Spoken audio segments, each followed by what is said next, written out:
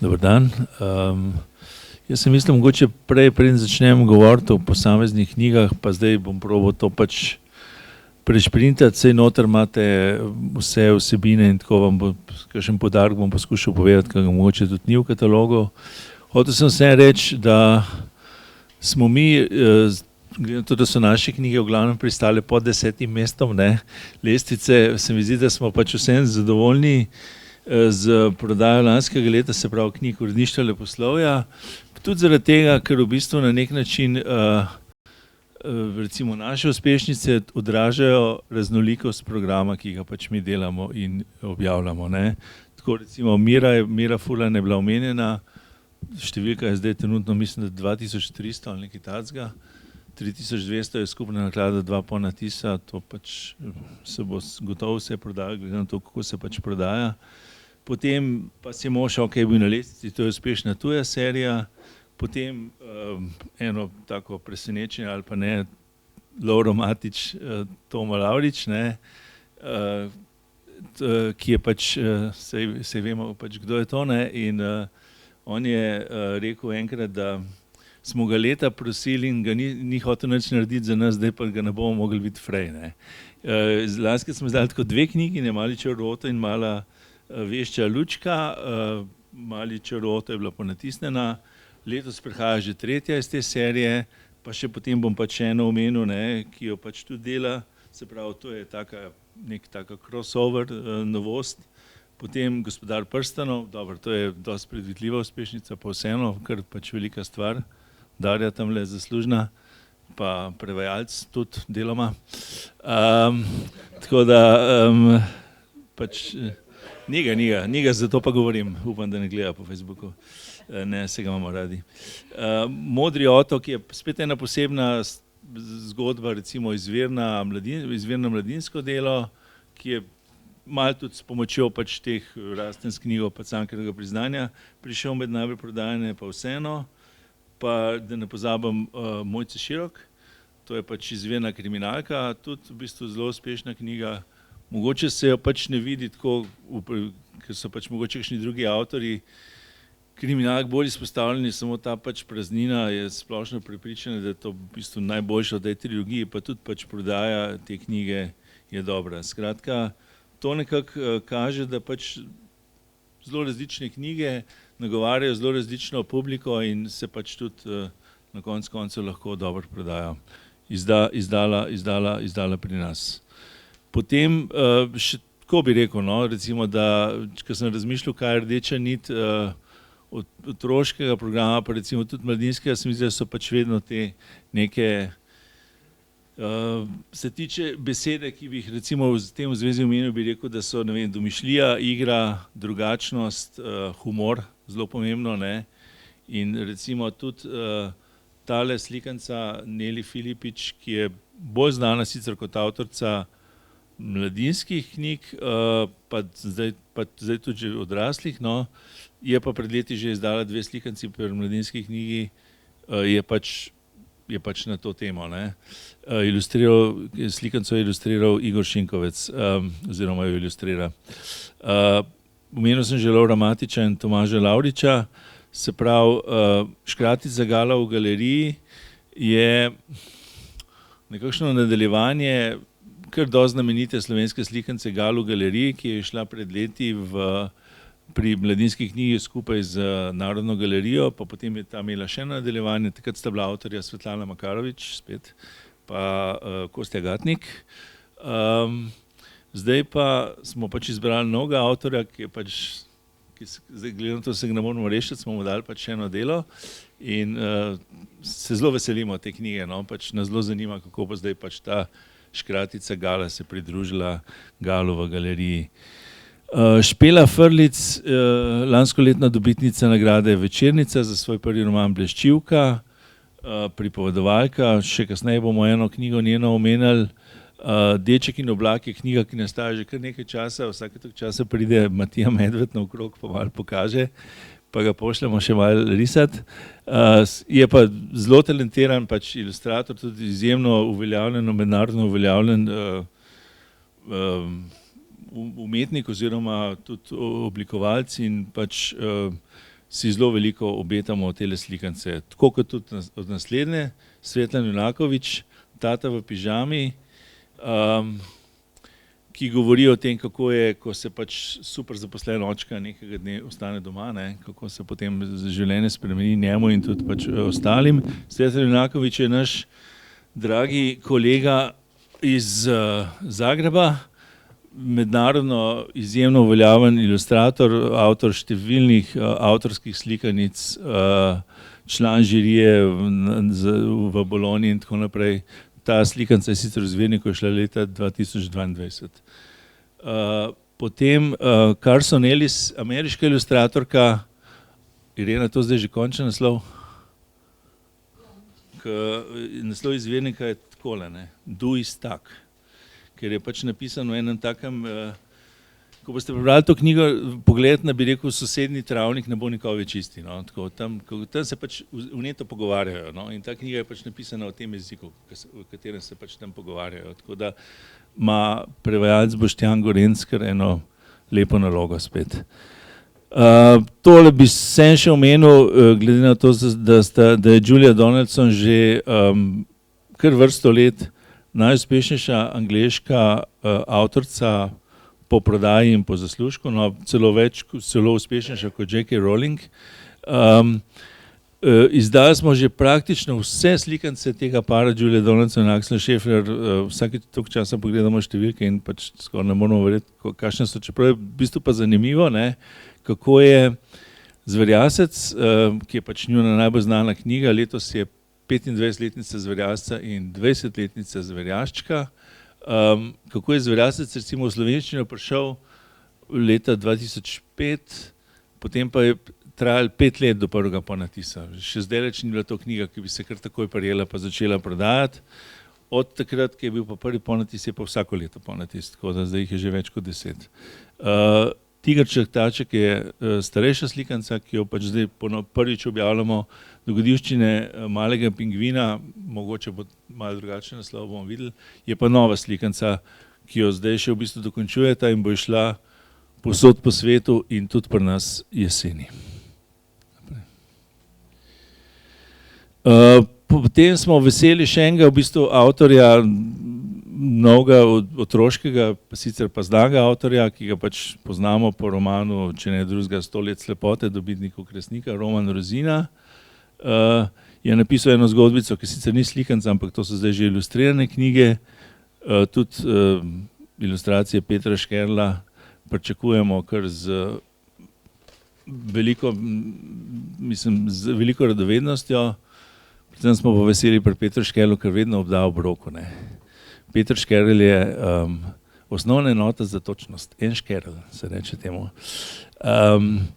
Sebastian Pregel in Igor Šinkovec pripravljata drugo knjigo zgodb Medo in pujsi. Prva je šla predlani, po njej pa nastaja, Irena, pomagaj. Ja. Okay.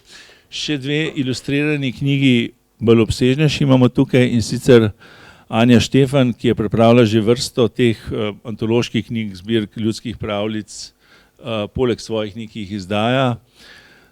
Zdaj pa v bistvu že počasi nastaja, oziroma že vrsto let nastaja z objavami v revijah Ciciban in Cicido, knjiga z naslovom Lisička sestrička, ki jo ilustrira Zvonko Čoh in ki prinaša pač ljudske pravljice iz vsega sveta. Iz nekoliko bližnjega območja ali pa ožjega se pa napaja naslednja knjiga, Špela Frlic, ki sem jo že omenil. Delovni naslov te knjige je bil Balkanske pravljice, zdaj pa ima že pravi naslov, Dekle obljubljeno soncu. Namreč Špela je zbrala pravljice iz pač tega, kako se reče, južnoslovanskega območja, če komu ni všeč Balkan. In to so v glavnem čudežne pravljice, v katerih nastopajo v glavnem protagonistke, se pravi ženske, ki tudi niso zmeri čisto prijazne, vse sorte so, ampak to je pač taka girl power verzija ljudskih pravljic, ne. Predvsem je pa tukaj tudi pomembno, da bojo zraven še ilustracije. Ane Zavadlav, vemo, da je praktično vsaka nova knjiga Ane Zavadlav po eni strani presežek, po drugi strani pa tudi dogodek, tako da tudi to knjigo komaj čakamo. Mohi je v bistvu prva, tle bom zdaj pač omenil 4 stripe, Alenka že prej omenila, da se pač vedno bolj ukvarjamo s stripi, iščemo tuje, delamo pa tudi svoje domače in tukaj zdaj je pač en taki zbor. Ta prva je bila nagrajena na bolonskem knjižnem sejmu, Sapiensa verjetno ni treba presebej predstavljati, ravno zanj smo gledali številke v prodaji, se pravi Hararijevega Sapiensa, prve knjige, preko 20,000 je tega se prodalo v slovenščini, te knjige. Potem pa je pred leti nastala ta stripovska verzija, to je zdaj prva knjiga, mislim, da sta zaenkrat 200, ja. Se pravi, ena bo pač, ta prva bo letos, druga potem drugo leto. Slepi tekač, Tadej Golob, se ukvarja z različnimi žanri, vem, poznamo ga pač kot avtorja kriminalk, pa pri nas je zdaj pred leti mladinski roman, pa tako naprej. Za Kresnika je dobil pač za resen roman, ne.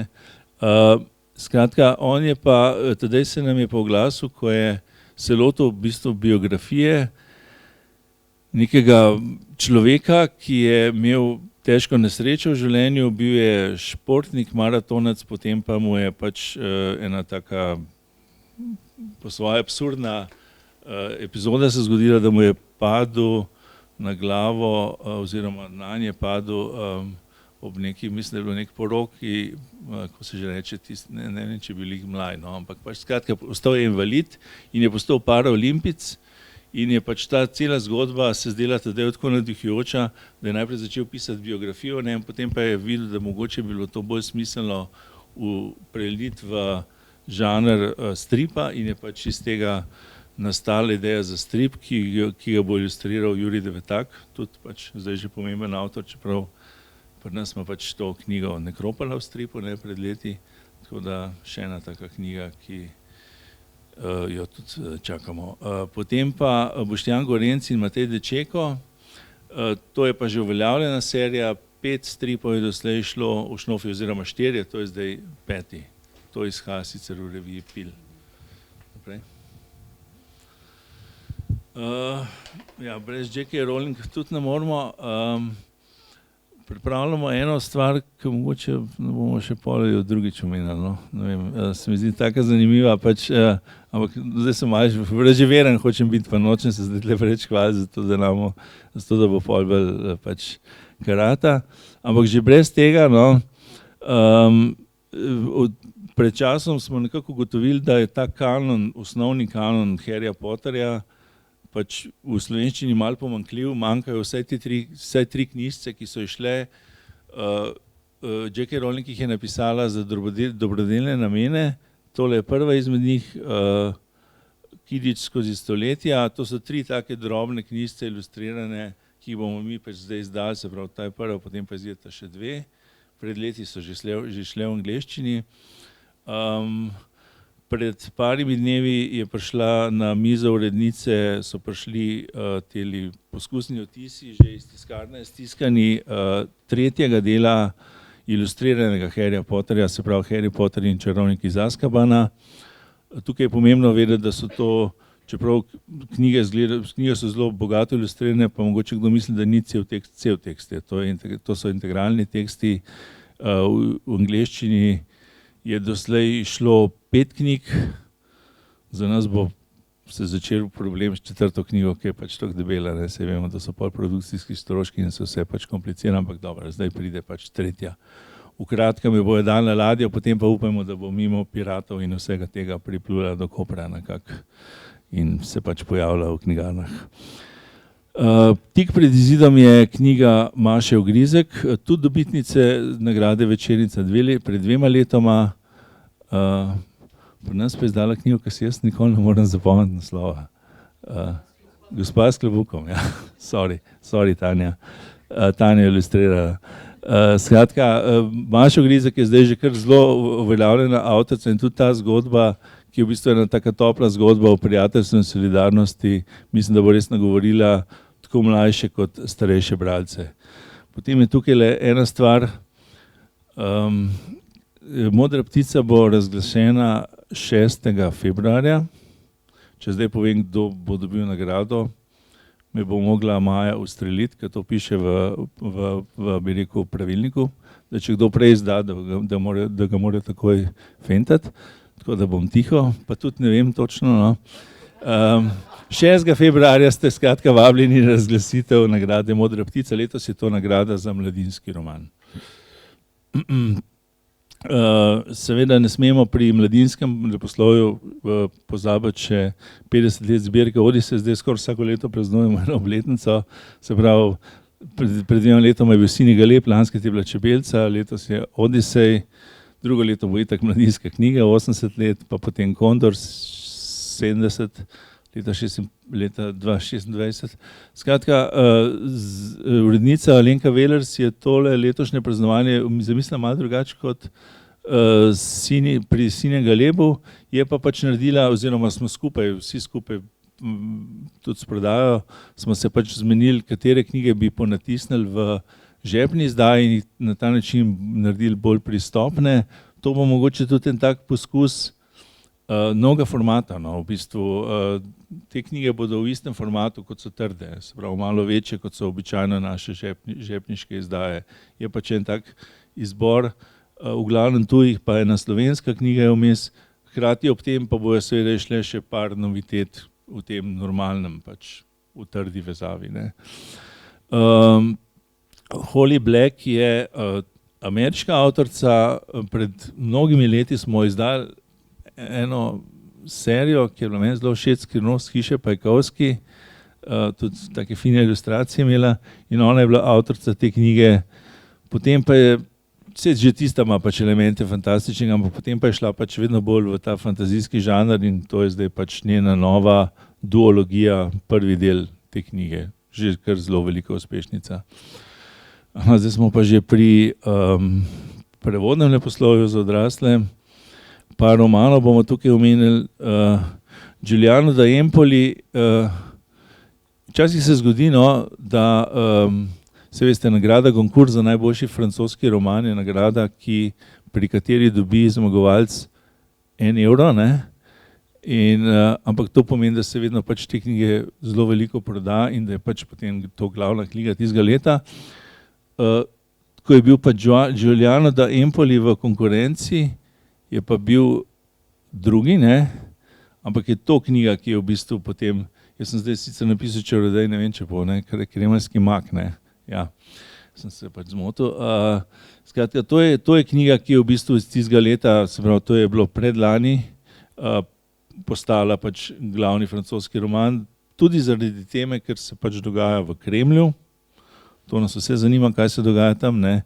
In tam je nek človek, to je ta kremeljski mak, ne, ki je v bistvu glavna desna roka nekako Vladimirja Putina in to je pač knjiga o tem, se pravi knjiga o moči in takih stvareh. Ne. Tudi knjiga, ki se pač, v kolikšni meri se nastane na dejanske dogodke? Ali je čist izmišljena?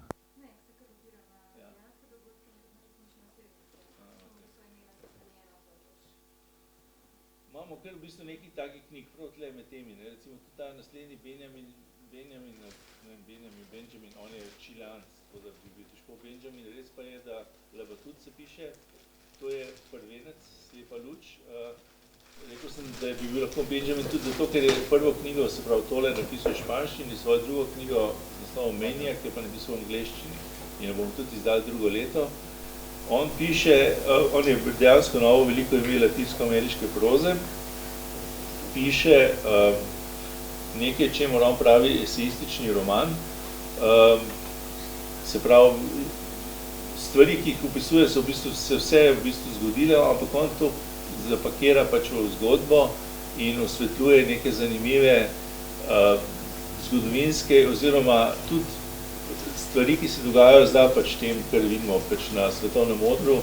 Tukaj v tem primeru je vzel 4 velike nemške znanstvenike in v bistvu po svetu še malo zadnje, kaj je pač za temi njihovimi silnimi izumi, ki so pač spremenili svet v dobrem in v slabem v 20. stoletju. Staro veliko ime... Ja, a se sliš? Ok. Jaz sem že malo hripel tudi. Staro veliko ime latinsko-ameriške proze je Gabriel García Márquez.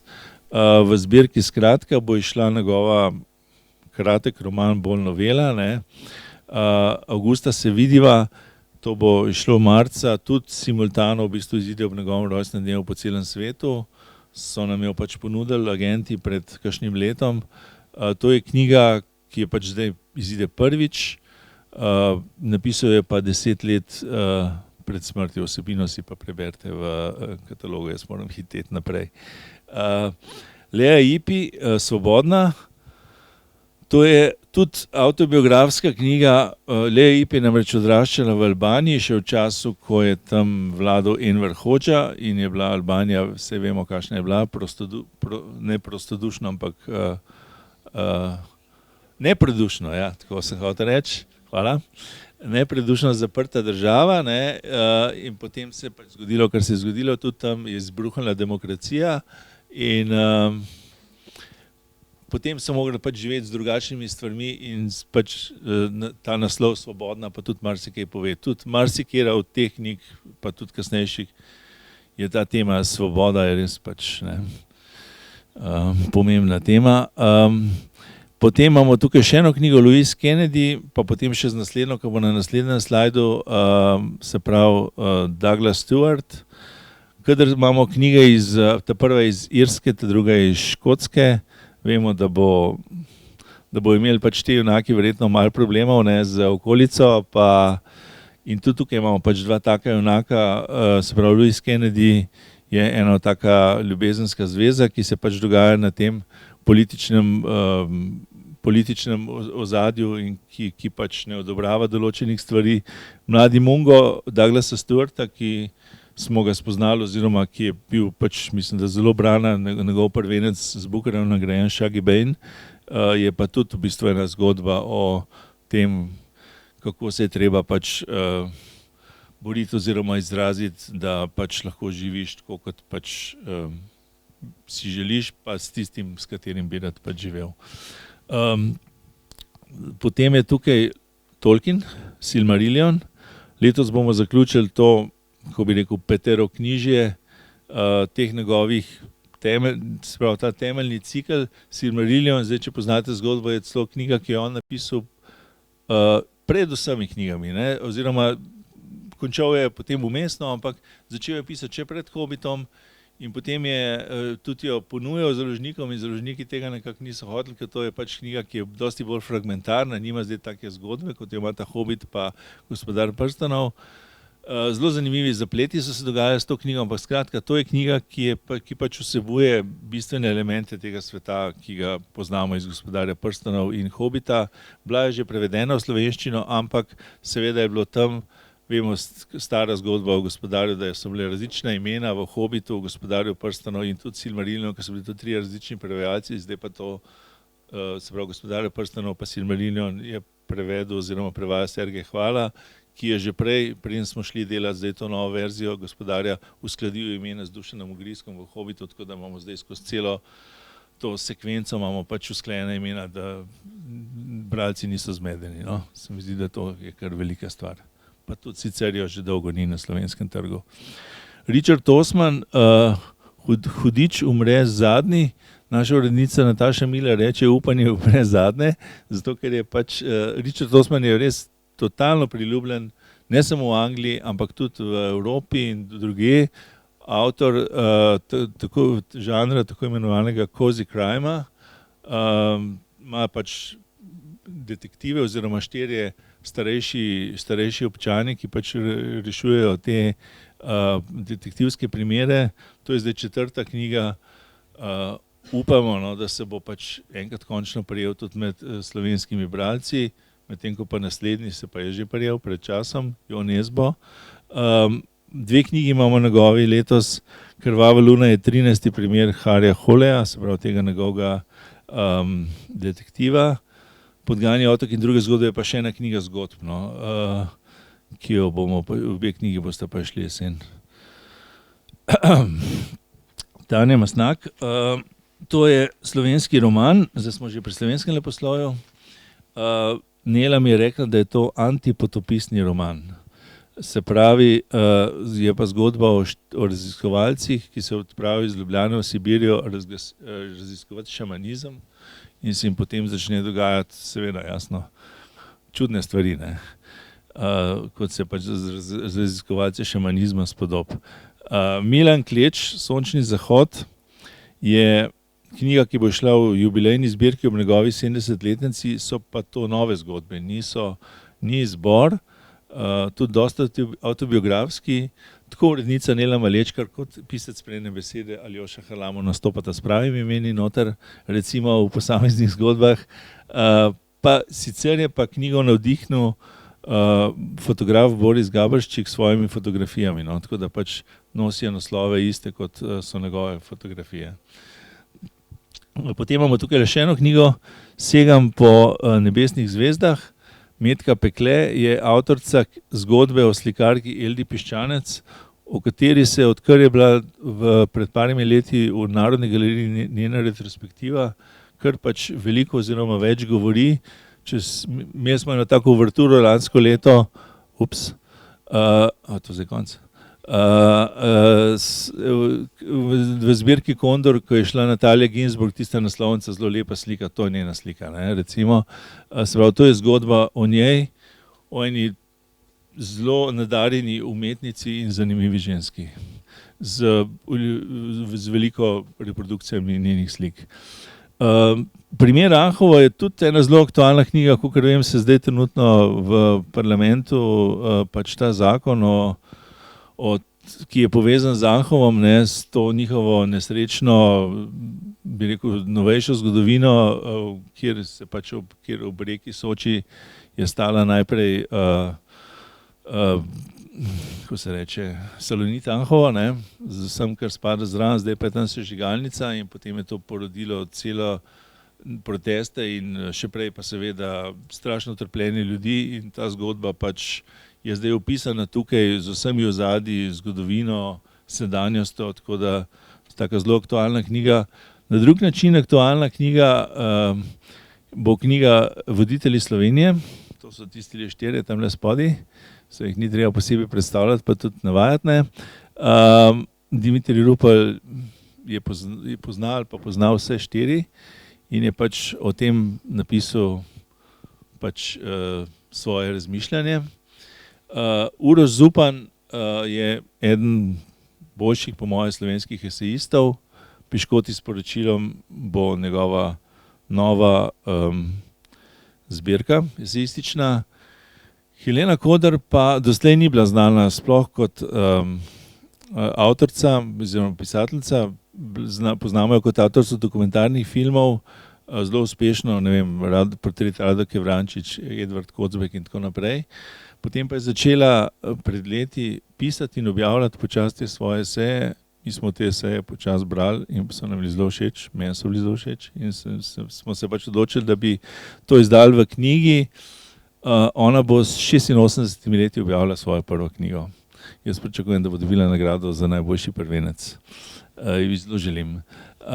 Skratka, knjiga, ki govori o umetnosti, ampak govori tudi o življenju, no. Se mi zdi, da nagovarja zelo širok krog ljudi in pač kaže v bistvu, da je življenje kljub svoji končnosti pač lahko vedno neskončno zanimivo in polno smisla. Kar naprej. Potem smo pa zdaj že zašli med klasike.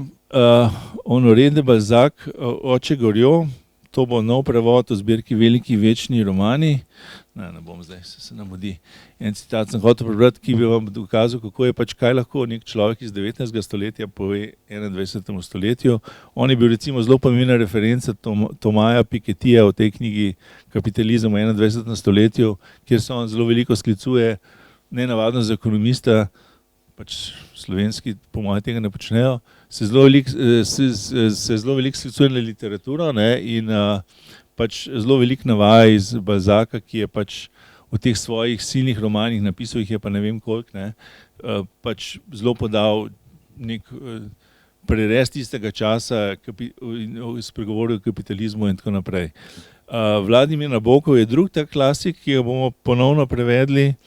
Polona Glavan je naredila nov prevod njegove še zmeraj kontroverzne klasike Lolita, saj verjetno zgodbo poznate, mogoče ste vsaj film gledali, tako da vemo, kaj je glavni zaplet. Zanimivo pri tej knjigi je, da je bila doslej prevedena iz ruskega prevoda, ne iz angleškega izvirnika.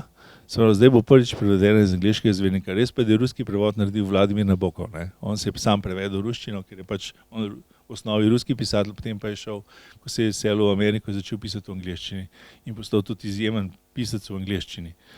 Verjetno najbolj tak znamenit primer na svetu nekoga, ki je pač v 2 jezikih pisal. Tegale gospoda tudi poznamo, Aleš Berger. Odločil sem se za ponatis njegove antologije nadrealistične poezije Noč blisko v Kondorju. Knjiga je, se mogoče jo poznate, takole izgleda, ne? Tistega časa, leta 1974 je to šlo v zbirki Kondor. Zelo vplivna, zelo, bi rekel, znamenita in v bistvu še do današnjega dneva nepresežena zbirka te prve generacije nadrealistov, se pravi Andrej Breton, Paul Eluard in tako naprej. In jo bomo zdaj ponatisnili ob 50-letnici, to je bil prvi prevod, drugače Aleša Bergera, se pravi 50-letnici njegovega prevajanja, pa 100-letnici prvega nadrealističnega manifesta Andreja Bretona, se pravi leta 24 je nastal, zdaj je 100-letnica. Potem pa še en klasik, Edvard Kocbek, Med nebo in zemljo. Zanimivo je, da mislim, da v tem trenutku ne morete kupiti pri nas nobene bi rekel, zbirke, antologije pesmi Edvarda Kocbeka, kar je tako po svoje pove tako marsikaj. No. O tem je pred leti pisal tudi Mihael Glavan, ki je bil odličen poznavalec njegovega opusa, tudi urednik njegovih dnevnikov. In jaz sem, takrat smo pač tisti članek, ki je šel v Sobotni prilogi, prebrali in on napisal, kako bi bilo fajn, če bi pač ena knjiga taka, da bi jo pač, če bi obstajala neka njegova antologija, potem smo ga poklicali in prosili, če naredi on ta izbor in on ta izbor naredil. In potem ga je oddal urednici Neli Malečkan in potem čez en dan nepričakovano umrl. To je bilo zadnje delo, tako da je to delo pač tudi nekako omaž Mihaelu Glavanu, ki je zelo veliko sodeloval z našo založbo. Pomembne so pa tukaj tudi ilustracije. Helena Tahir, to je pa ilustratorka oziroma slikarka, no, mlajše generacije. Zdaj pa končal bom s poezijo. Tukaj sem tudi hotel nekaj prebrati, pa zdaj nimam več glasu sploh. Srečko Kosovel je bil že omenjen. Tale Č, mehki Č ni, ne, se mi je zatipkal tam pri naslovu majhen plašč, ne, bo kar ta prav. Se pravi, letos 18. marca je 120-letnica njegovega rojstva. Ponatisnili bomo ponatis izbranih pesmi iz klasikov Kondorja, ki je šel pred 20 leti z novo, mislim, da zelo lepo naslovnico. Marca bo tudi 100-letnica rojstva Ivana Minatija. To je še en pač veliki pesniški klasik, tudi naš bivši kolega oziroma nekdanji urednik na Mladinski knjigi je bil.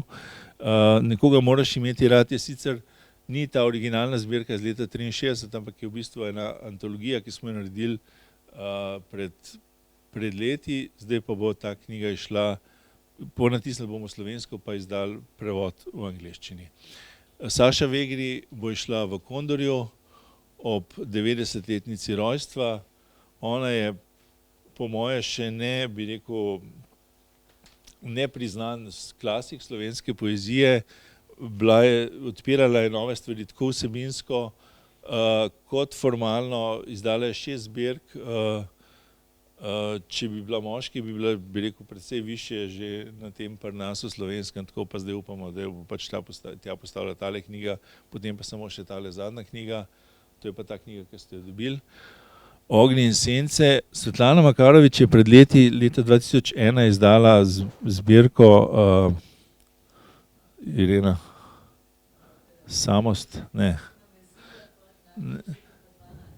Izdala je leta 2001 zbirko, za katero je rekla, da to je njena zadnja pesniška zbirka, da ne bo več pisala poezije. In je rekla, da to je sicer res, da je to bila Pelin poezija in da tega več ne piše. Piše pa žlehtno poezijo, tista izhaja pa neki drugi založbi. Mi pa izdajamo in smo zelo veseli, no, njene zbirke hajkujev.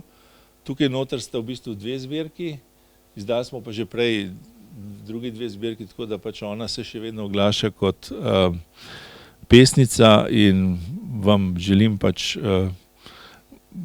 mogoče ne vem, če je prijetno branje, mogoče ni prava beseda, ampak skratka, kot sem rekel, vse se začne in konča s Svetlano. Hvala.